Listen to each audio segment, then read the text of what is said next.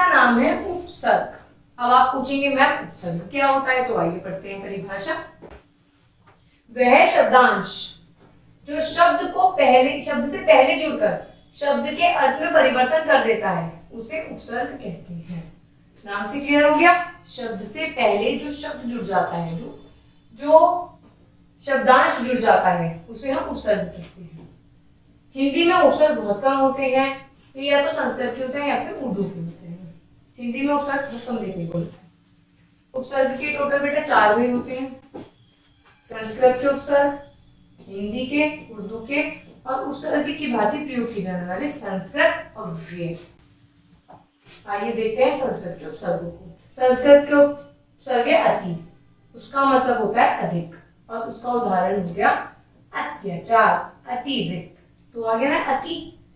शब्द से पहले जो शब्दांश लगता है, परा, पराजय, पराधीन, परामर्श, अनाचार, अनेक, अनादर, उत, ऊंचा और श्रेष्ठ, उत्तम, उत्साह, उद्धार, अनु मतलब समान या पीछे, अनुसरण, अनुरूप, अनुसार, अव बुरा या नीचा, अवगुण, अवनति, अवशेष, प्रव का यूज हम करते हैं प्रबल, प्रस्थान, प्रहार, उप उपकार, उपदेश, उपवन, नी नीचे या निषेध, निमग्न, निबंध, निपात, दूर बुराईहीनता, दुर्गुण, दुर्गम, दुर्बल, प्रति हर एक है सामने, प्रतिदिन, प्रतिनिधि, प्रतिकूल, सह मतलब साथ में होना, सहपाठी, सहयोगी, सहयात्री,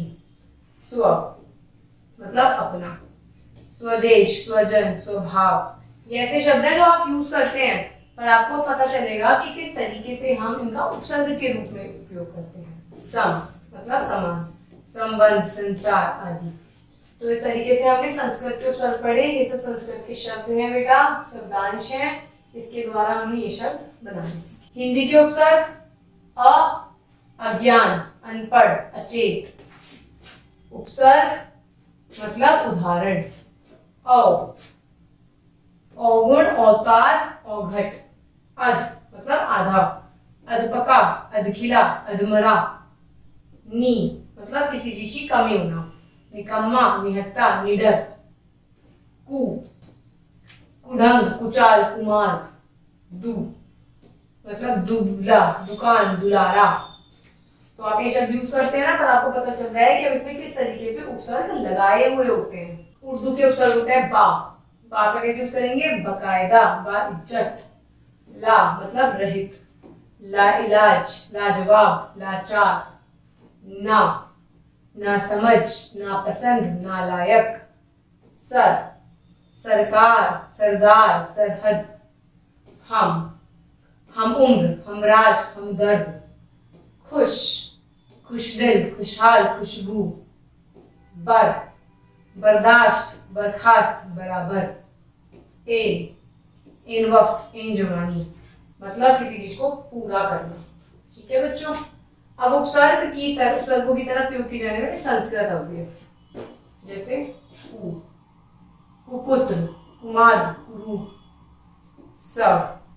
ससंदर्भ, सपरिवार, सजल, अधः, अधोगति, अधोमुख, पुनः, पुनर्जन्म, पुनर्निर्माण, सहपाठी, सहकर्मी, सहयात्री, इतिहास, इतिश्री आदि। तो इस तरीके से हमने देखा। अंग्रेजी उपसर्ग भी देखते हैं, सब इंस्पेक्टर, सब रजिस्ट्रार, ये सब अंग्रेजी के हैं। अभी तक हमने संस्कृत के देखे, हिंदी के देखे, उर्दू के देखे, अब अंग्रेजी के देखते हैं। Deputy collector, deputy manager, vice admiral, vice president, vice principal. कहते हैं ना आपके स्कूल में वाइस प्रिंसिपल कौन है, तो वाइस जो शब्द है ना ये उपसर्ग है, और उपसर्ग किसका है, अंग्रेजी का।